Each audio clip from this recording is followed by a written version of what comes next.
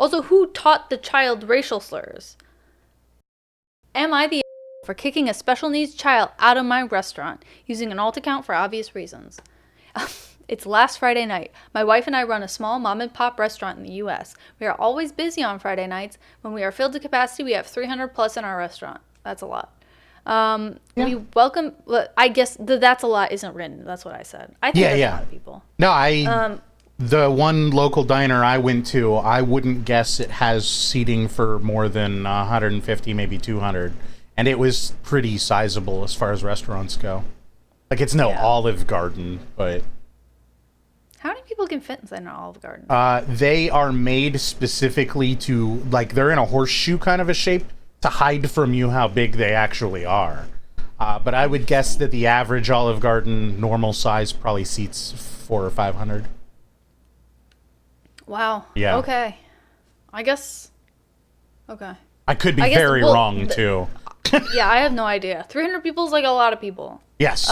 Especially to make food for. Like, yeah. If I saw a group of 300 people and you were like, make food for them, I would panic and like, I don't know. I don't know. That's a lot of people in a Gordon restaurant. Ramsay has taught me that if you're running a restaurant properly, you can feed a lot of people. I guess that's true. I don't have any idea. I don't cook in that capacity. But I end up having a migraine. Like, I don't have a hangover. Yeah. Everything's fine. So you're about one line into this this post. Okay, I'm gonna start over reading it. Okay. Am I this the is asshole? why I think we should do like an actual podcast because we talk infinitely. We infinitely talk. Yeah. Correct. We just need something to get us started. Right. Because I'm not good at like pulling out. Like, I don't have those social skills. I grew up too isolated. Like, I was just reading my little books, and you can't talk about your books with anyone. Yeah. You can't talk about what you learned in school. No one gives a shit about that. So, like, I don't have topics to talk about. Am I the asshole for kicking a special needs child out of my restaurant using an alt for obvious reasons? It's last Friday night. My wife and I run a small mom and pop restaurant in the U.S. We are always busy on Friday nights, and when we are filled to capacity, we have 300 plus in our restaurant.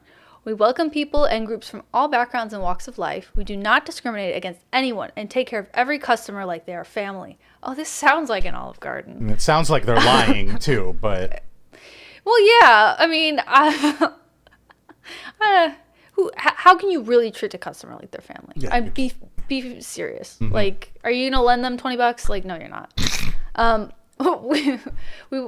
We are mainly chicken and seafood grill. We serve other items, but our main selling point is our hot wings and shrimp. Hot wings and shrimp. This is in the South. Got it. Okay, there was a family that came in last week from out of town with a special needs child. He was being very loud the whole time and screaming. I politely asked the family if they could calm him, as we are filled to capacity, and the screaming was disturbing half of the guests in our restaurant. But not all of them, just half. He calmed down, then about 5 minutes later, he started back again, except this time, he was cursing and screaming racial slurs at an African-American family sitting behind them.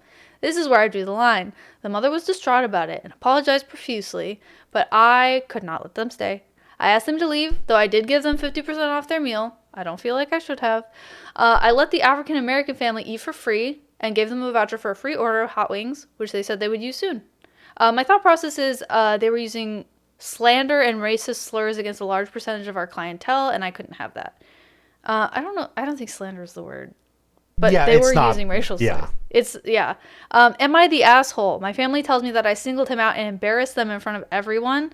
But this was a national chain they were doing this in. If they would have been kicked. Oh, if this was a national chain they were doing this in, they would have been kicked out immediately with no exceptions. Yeah, you were absolutely right to kick them out.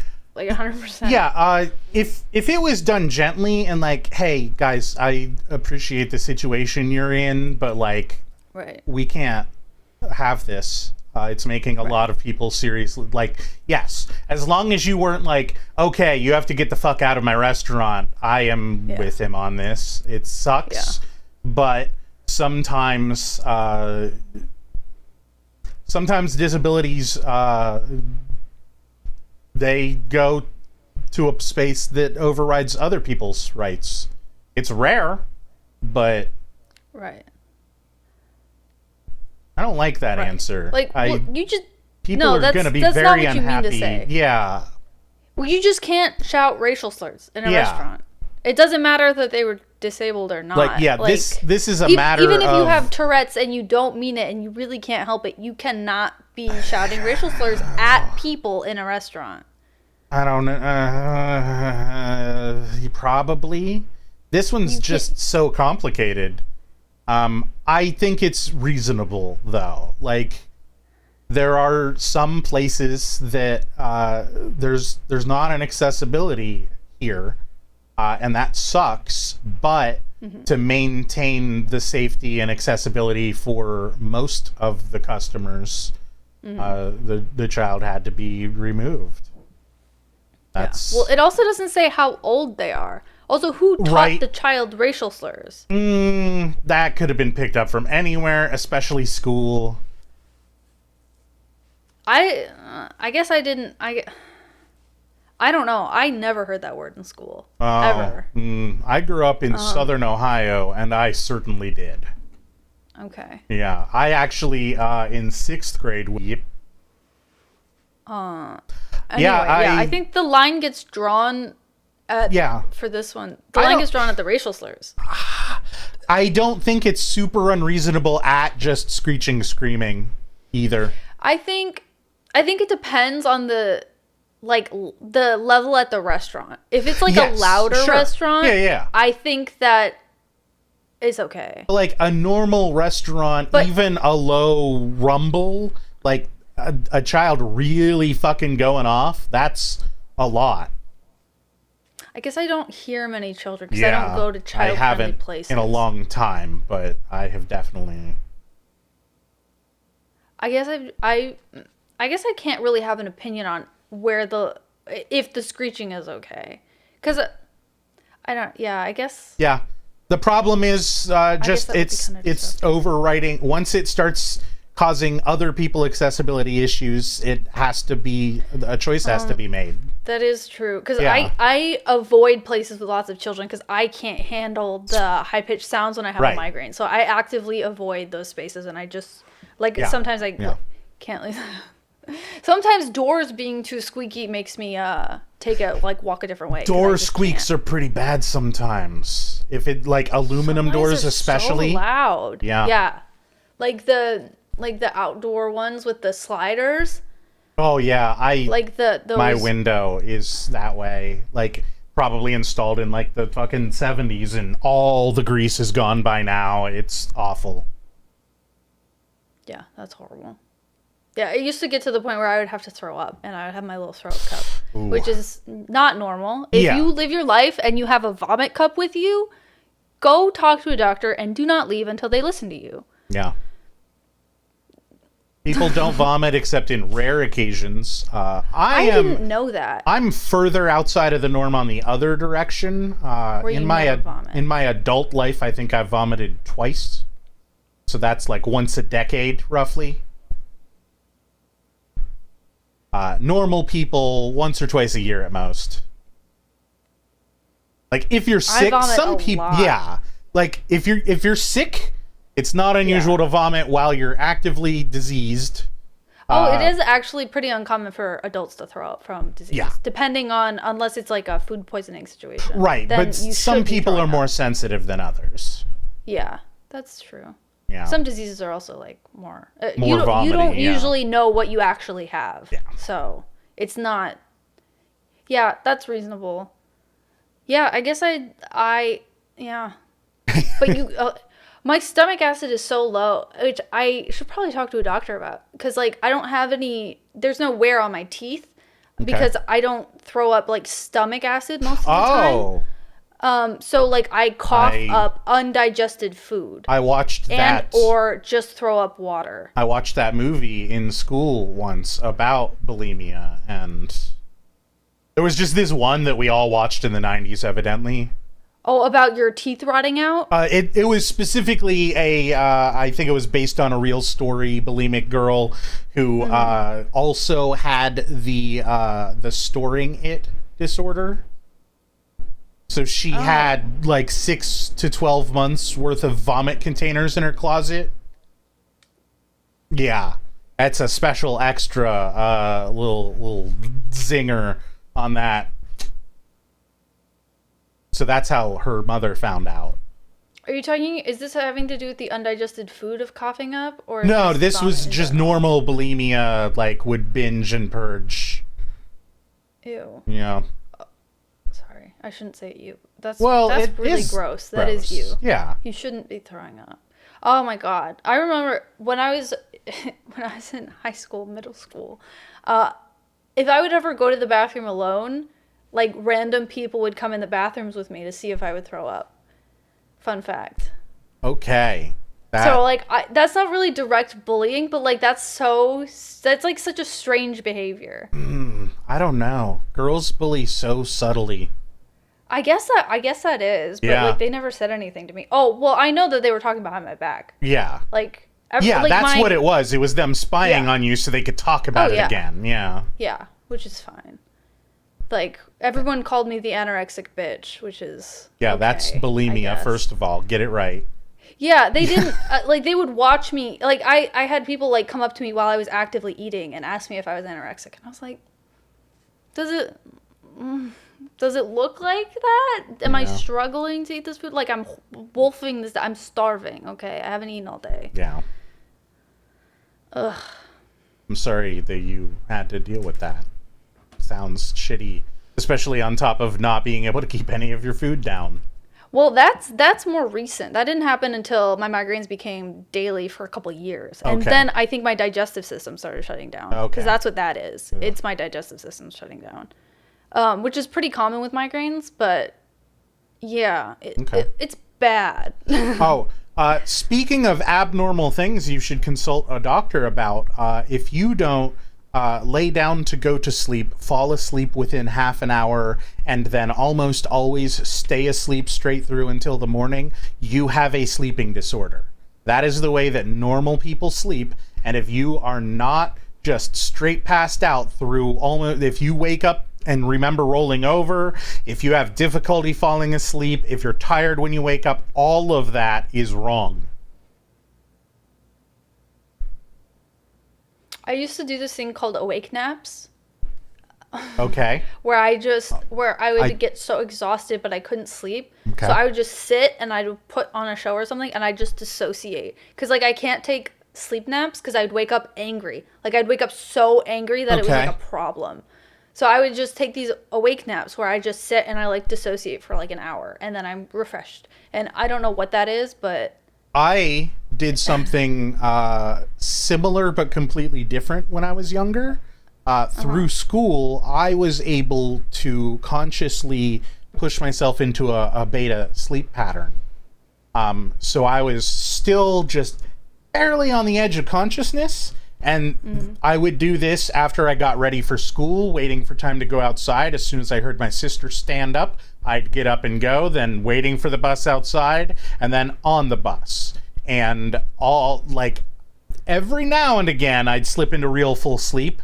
But almost always, I had just full consciousness awareness, but I was getting a little bit of fucking sleep. It was awesome, and I miss it. That's probably the same state that I was in. Maybe. Yeah. My understanding is like monks that practice can do this easily as well. Oh, I guess I can do a lot of weird things with my brain, like my ability to purge memories. Yes, that is very abnormal. Yeah. Well, and I don't know if it's extra healthy or extra unhealthy either. Because if it's consciously decided, that might be considered a perfectly healthy thing. I don't know. I think that it's more healthy than holding on to certain things, definitely. Yeah. But I think it has severely hindered me in a lot of ways because in my relationships that are like okay, like when something like really bad happens and it really upsets me, I just purge it. Yeah. But I'm like, you do this thing that I don't like, but I don't they're like, give me past experiences, and I'm like, I don't remember. Yeah. But it's like, I would appreciate if you didn't do this. You know? I don't know. Yeah. I guess there's that like undercurrent of like, I don't know. Or it's like, because like there are certain things I chose to hold on to because people are like, oh, well, tell me when I do this, and then I hold on to that memory, and it's like, that's actually like so bad that I don't ever want to speak to you again. Yeah. And so it keeps me in worse situations for longer than I should be in. Yeah, I think is the problem. Right. Well, it's healthier for my brain, but I'm actively being abused, and now that I'm an adult, I can get away from that. And so I should hold on to these memories so I can get rid of the person. Right. I agree with all of that, but the ability to do so isn't necessarily bad. Although I think it's a very good skill to have. Psychologists, psychiatrists might disagree. I don't know. Well, I mean, so much of therapy is just like going through your traumatic memories and like like I did EMDR for a little bit, and she was just like, remember this, feel the feelings, and then like just like forgive yourself and like try to work through that. I don't know what that means. Put positive into it and like. Because, like, I don't know. Because, like, I have the problem where I blame myself for everything that has ever happened to me in an ability to, like, get control. To feel like I have some sort of control in my life when these things happened to me and I had no control. That's so horridly maladaptive. Like, well... No, I've never heard that, but like that's probably not that uncommon. Blaming yourself so that you retain some feeling of control over it. Wow. Oh yeah, like it's the exact opposite of people who don't hold accountability for any of their actions.